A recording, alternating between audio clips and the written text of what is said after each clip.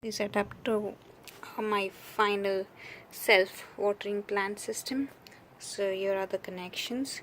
I have connected the 5 volts from my Arduino board to the positive of the breadboard. That's the green wire, this one, and then the ground from the Arduino goes back to the negative of my breadboard. That's the blue wire.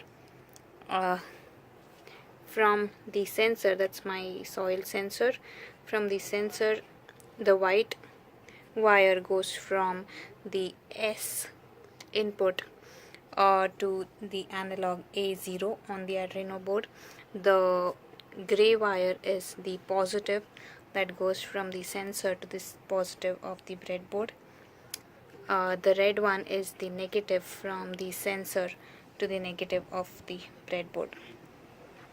To connect the relay, I have used input on pin 8 of the Arduino board. That's the orange wire. This one goes to one of the lines on the breadboard, and the same line is then connected to the INC 1 of my relay right here.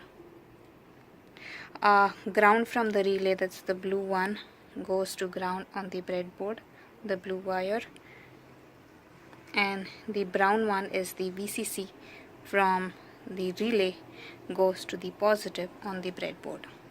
For the pump, that's my submersible pump out here for watering the plant. From the pump, I have connected the negatives together. So this is the negative of the pump and the negative of a DC power supply going down. That's connected together.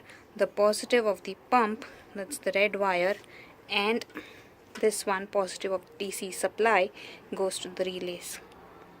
So that's my 2-channel relay out there. That's all the connection you need. Let's see this in action. So right now I have my sensor, soil sensor, dug up into my plant.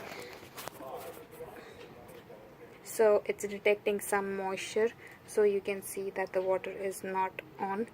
Let me just put the pipe inside the plant and get the sensor out. So if I get the sensor out, it's gonna detect that it's dry and the pump is gonna start.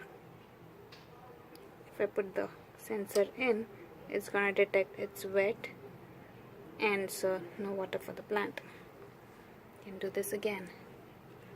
Dry, water started, wet, water stops.